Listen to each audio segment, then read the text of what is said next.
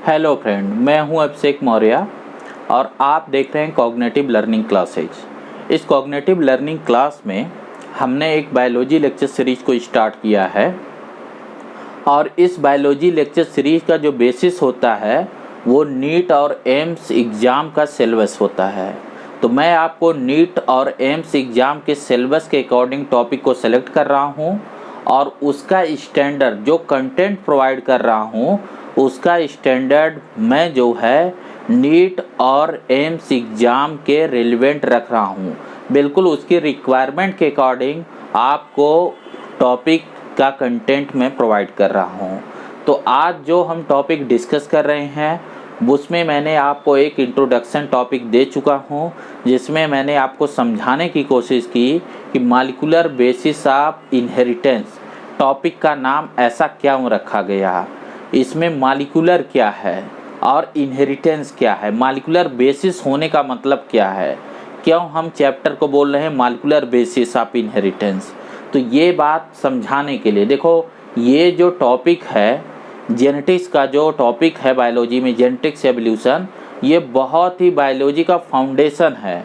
तो यहाँ पे आपको थोड़ा दिमाग लगाना पड़ेगा, थोड़ा यहाँ चीज़ों को लिंक करना पड़ेगा और थोड़ा यहाँ थिंकिंग डेवलप करनी पड़ेगी। जस्ट फैक्ट को याद करने से ये टॉपिक नहीं आने वाला।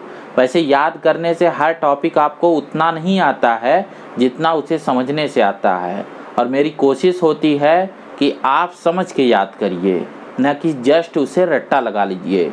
फ्रेंड्स, अगर आप इस चैनल पे न्यू हैं तो मैं आपसे रिक्वेस्ट करूंगा कि आप इस चैनल को लाइक और सब्सक्राइब करिए और कमेंट रेट में मुझे बताइए कि आपको ये टीचिंग कैसी लग रही है, आपको ये नीट सिलेबस के अकॉर्डिंग लग रही है या नहीं लग रही है, या क्या आपको उसमें कमी लग रहा है। जो भी अच्छा बुरा हो तो वो मुझे बताइए।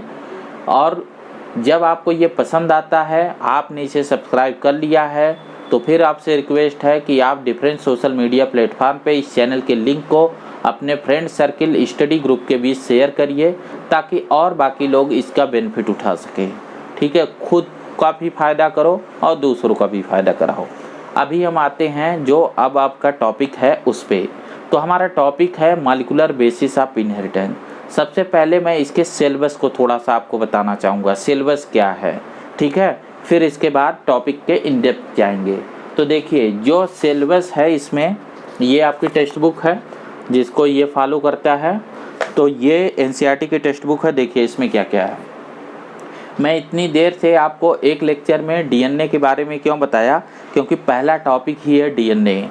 तो क्यों हम डीएनए के बारे में पढ़ते हैं, क्योंकि यही वो मॉलिक्यूल है ना जो इनहेरिटेंस का बेसिस है, यही तो समझाया आपको। दूसरा है search for the genetic material, मैंने कहा था आपको बताऊंगा जेनेटिक मटेरियल से, ठीक है।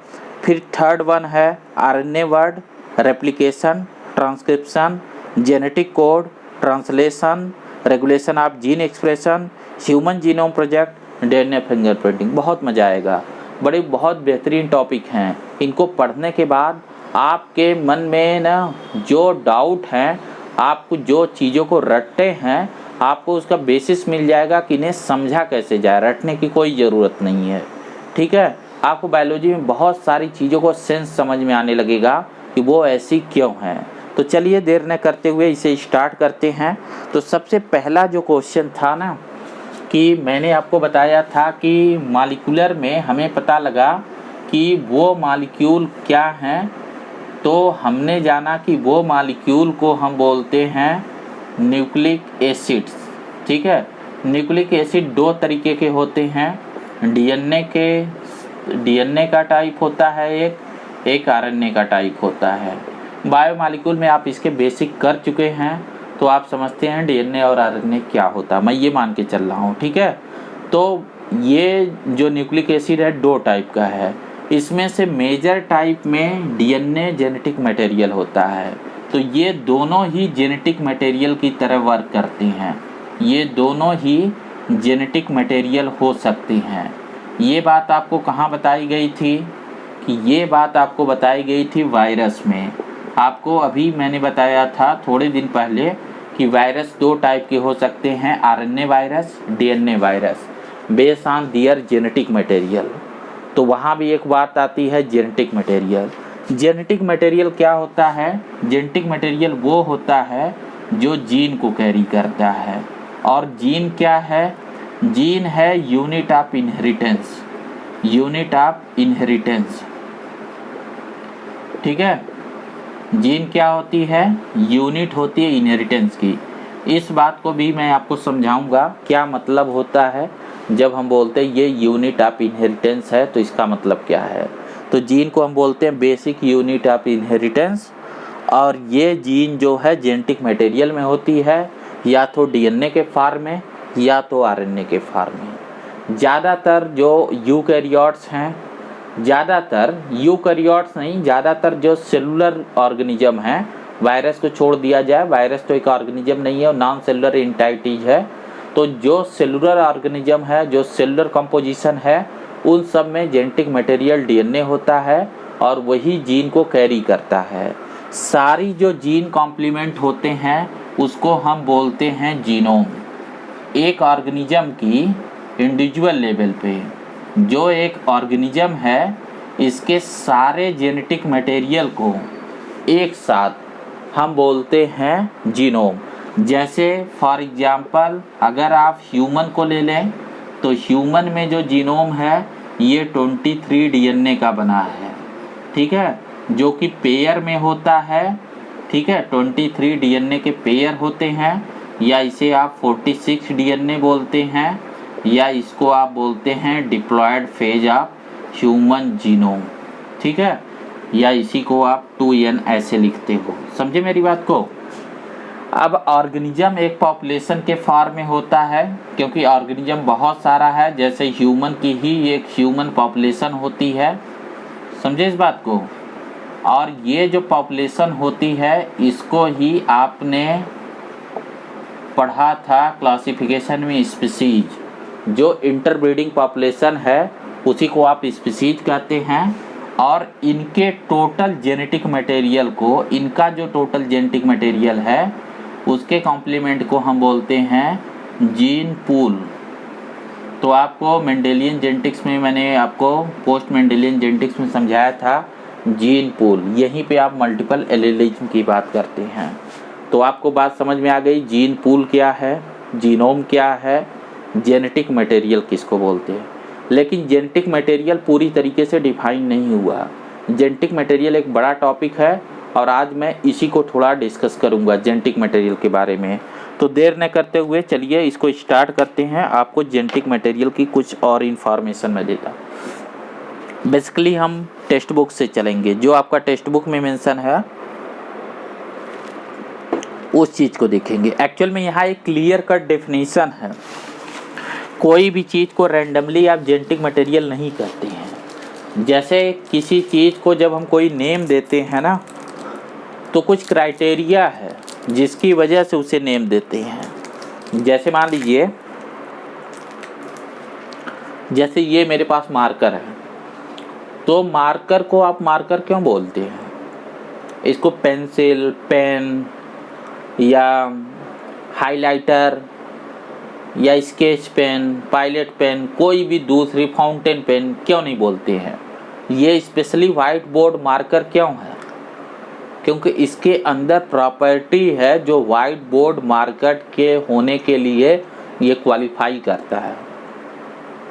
उन्हीं प्रॉपर्टी को हम डिफाइनिंग प्रॉपर्टी बोलते हैं। डिफिनीशन कुछ नहीं है। अगर आप डिफाइनिंग प्रॉपर्टी को पकड़ लें तो आप चीज़ों को डिफाइन कर देंगे। तो जेनेटिक मटेरियल को आप जेनेटिक मटेरियल क्यों बोलते हैं, तो उसके लिए देखिए आपके टेक्स्ट बुक में क्या मेंशन किया गया। देखो आपके टेक्स्ट बुक में यहाँ मेंशन किया गया है, ये page number 103, a molecule that can act as a genetic material must fulfil the following criteria. और क्राइटेरिया हैं 4। इसमें देखो मैं बताता हूँ, 4 क्राइटेरिया हैं। कोई जेनेटिक मटेरियल हो उसके लिए 4 क्राइटेरिया हैं। इसमें पहला है it should be able to generate it replica. पहला है जनरेट इट्स रेप्लिका। ठीक है। इस प्रोसेस को हम बोलते हैं रेप्लिकेशन। अभी समझाता हूँ आपको। सेकेंड वन है, सेकेंड क्राइटेरिया, सेकेंड मेंशन है chemically and structurally stable. Chemically and structurally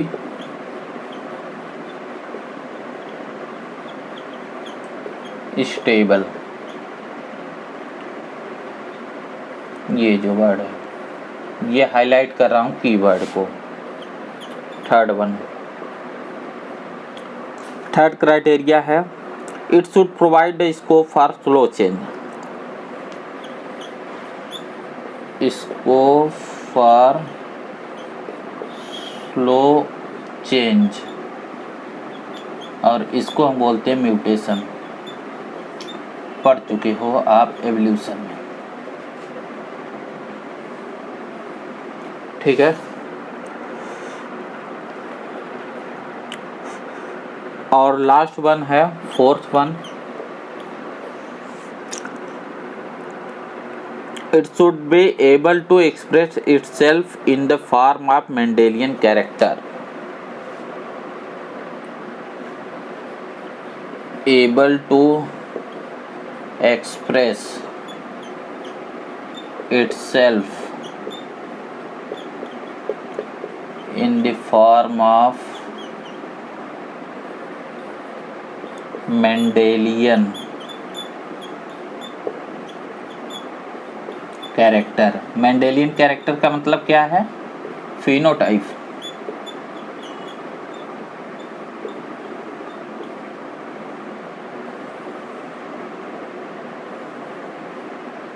ठीक है, तो ये चार बातें हैं। ठीक है, देखो ये चार चीजें, ये चार जो है शर्तें, ये जो 4 कोटेशन हैं, इसको जो भी मॉलिक्यूल क्वालिफाई कर जाए वो जेनेटिक मटेरियल है। थोड़ा चेक कर लेते हैं। पहला क्या है कि इसमें रेप्लिकेशन की प्रॉपर्टी होनी चाहिए, ये अपना रेप्लिका बना पाए। फ्रेंड देखो, जो डीएनए है इसमें ये प्रॉपर्टी होती है। जैसे मैंने आपको एक बार समझाया था, अभी बस इसको मान लो, डीएनए अपनी कॉपी कर सकता है और कॉपी करके नया डॉटर डीएनए बना सकता है, और इस प्रोसेस को ही हम बोलते हैं रेप्लिकेशन। ठीक है, इसी चीज़ को मैंने आपको समझाया था जब हम सेल डिवीज़न को पढ़ रहे थे, और मैंने बोला था डीएनए का replication semi conservative in nature है। जैसे ये कोई डीएनए है और इस डीएनए से इस तरीके से एक नया डीएनए, देखो एक पेरेंट डीएनए ये था, ये ओरिजिनल डीएनए है।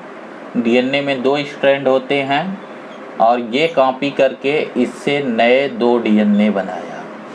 इस डीएनए में क्या खास बात है? इसका 50% न्यू है, ये 50% न्यू है और 50% ओल्ड है। तो इसको हम बोलते हैं रेप्लिकेशन। ये रेप्लिकेशन की प्रॉपर्टी आरएनए भी कर सकता है। ठीक है, आरएनए भी इसको कर सकता है, लेकिन सिर्फ वायरस के केस में। ठीक है, सेकेंड वन प्रॉपर्टी क्या होती है, अभी समझाता हूँ कि ऐसा हमें क्यों चाहिए। अभी जस्ट कंटेंट समझा रहा हूँ, फिर उसकी डिटेल आपको करूँगा।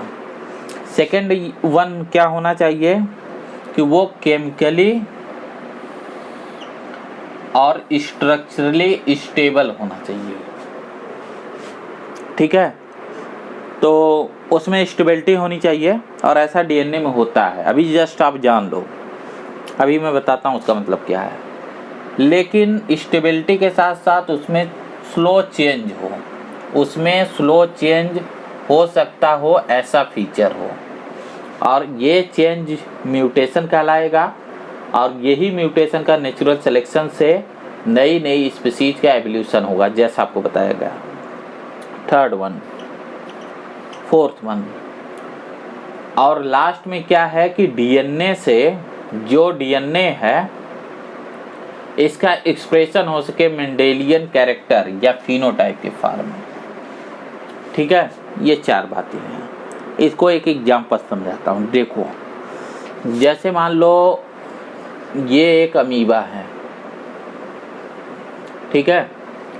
अमीबा के अंदर ये इसका न्यूक्लियस है, और अब हमें पता चल गया है कि न्यूक्लियस के अंदर डीएनए है और डीएनए में जीन है। ये सब बात हमें पता लग गई है, ठीक है। और यही जीन इसका जीनोटाइप बनाता है, और यही रिस्पॉन्सिबल है किसके लिए? इनहेरिटेंस के लिए, क्योंकि यही जो है जेनेटिक मटेरियल है। ये सब बातें हमें पता है कि ये इसका जेनेटिक मटेरियल है। अब देखो होता क्या है कि जब ये सेल डिवाइड होती है, रिप्रोडक्शन करती है, तो आपने इस तरीके से देखा होगा कि एक सेल 2 में ऐसे कन्वर्ट हो जाती है, तो इनका जेनेटिक मटेरियल भी डिवाइड होता है। यहाँ इनका जेनेटिक मटेरियल डिवाइड हुआ, यानी डीएनए जो था वो भी डिवाइड हुआ। तो डीएनए डिवाइड होने का मतलब क्या है कि इससे फाइनली क्या हुआ कि एक अमीबी से दो अमीबी बन गए। अब दोनों का जो कैरेक्टर है वो एक जैसा है, दोनों के जो कैरेक्टर हैं वो एक जैसे हैं, ठीक है। तो कैरेक्टर दोनों के एक जैसे हैं, तो ये कैसे पॉसिबल होगा? इनहेरिटेंस में आपको क्या बताया था, यहाँ जो पेरेंट्स का कैरेक्टर है और पेरेंट्स का कैरेक्टर जो है बिल्कुल एग्जैक्टली वैसा है जैसा इसके डॉटर का कैरेक्टर है। तो जाहिर सी बात है कि यहाँ जो है इन्हें कैरेक्टर इसलिए एक जैसा है क्योंकि इन दोनों में जो जेनेटिक मटेरियल है वो एक जैसा है। तो जेनेटिक मटेरियल एक जैसा कैसे होगा? क्योंकि यहाँ जो डीएनए था उस डीएनए की एक कॉपी, ये कॉपी है, यहाँ भी है, यानी यहाँ डीएनए को रेप्लिकेट किया गया। अगर रेप्लिकेशन नहीं होगा तो इस न्यूक्लियस का डिवीजन नहीं होगा, और अगर न्यूक्लियस का इक्वल डिवीजन नहीं हुआ, अगर न्यूक्लियस में एग्जैक्ट कॉपी नहीं बना पाए, तो जो डॉटर है वो पेरेंट से अलग हो जाएगी, और अगर डॉटर पेरेंट से अलग है तो इनहेरिटेंस नहीं हो पाएगा। जबकि हम देखते हैं कि नॉर्मल रिप्रोडक्शन में इनहेरिटेंस होता है, जो डॉटर है वो पेरेंट से मिलता जुलता होता है, और उसकी वजह क्या है कि इन दोनों का जेनेटिक मटेरियल एक है। इसीलिए हमने बोला कि जो जेनेटिक मटेरियल है वो अपनी रेप्लिका बना पाए, क्योंकि रिप्रोडक्शन के समय जो पेरेंट है वो अपने जेनेटिक मटेरियल का एक कॉपी ऑफस्प्रिंग में भेजेगा। अगर जेनेटिक मटेरियल सेम हुआ तभी उसके कैरेक्टर सेम होंगे, क्योंकि कैरेक्टर को कैरी ही कौन करता है? जेनेटिक मटेरियल के अंदर का जीन। तो जेनेटिक मटेरियल में ये प्रॉपर्टी होनी चाहिए ना कि वो जो है अपनी कॉपी बनाए, एग्जैक्ट कॉपी बनाए, तभी तो वो उसको एग्जैक्ट वैसे ही कैरेक्टर ट्रांसमिट कर पाएगा जैसा पेरेंट्स में होगा। तो इनहेरिटेंस के बेसिस के लिए ज़रूरी है कि उसमें रेप्लिकेशन हो। अब बात समझ में आई होगी। नेक्स्ट वन, ये केमिकली और स्ट्रक्चरली स्टेबल होना चाहिए। एक बात जानो कि लाइफ क्या है? लाइफ हमेशा सेल के फॉर्म में है। लाइफ जो है सेल के फॉर्म में है, ये बात आप जानते हो, ठीक है। अब जो एक सेल है इसके अंदर क्या है, तो आपको बताया था मैंने सेलुलर पूल बायोमॉलिक्यूल में।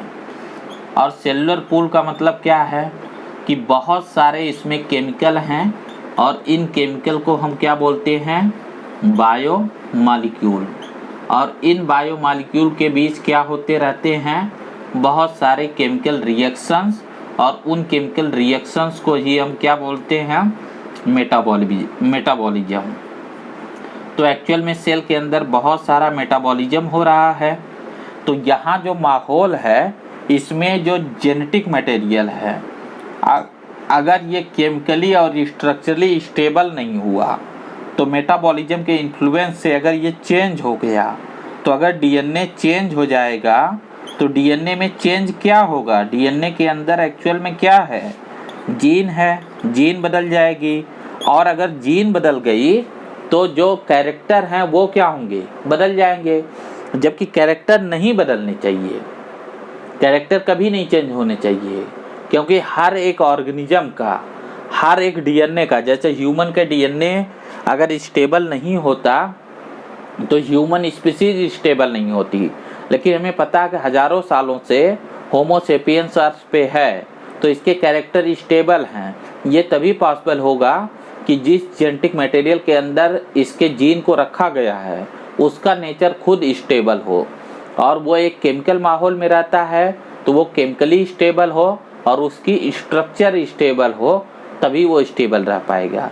इसलिए हम इस दूसरे कंडीशन को रखते हैं कि केमिकली और स्ट्रक्चरली वो क्या होना चाहिए, स्टेबल। फिर इसके बाद उसमें थोड़ा चेंज होना चाहिए। चेंज इसलिए चाहिए कि वो म्यूटेशन के लिए रिस्पॉन्सिबल है। और म्यूटेशन का क्या रोल है ये मैंने आपको एवोल्यूशन वाले टॉपिक में बहुत अच्छे से बताया है कि जो छोटी म्यूटेशन होंगी, जो बहुत ही कम फ्रीक्वेंसी में होती है, मिलियंस में एक होती हैं, उसका बाद में नेचुरल सिलेक्शन होता है, और वो जो है एक एडाप्टेशन के लिए ज़रूरी है। और लिविंग में एडाप्टेशन तो बहुत इम्पॉर्टेंट चीज़ है, क्योंकि जितनी चीज़ें हैं उन्होंने डिफरेंट एनवायरनमेंट में खुद को एडॉप्ट किया है। लास्ट वन है कि जो जीन है वो कोडेड फॉर्म में है। जेनेटिक मटेरियल के अंदर है क्या, जीन, वो कोडेड फॉर्म में है।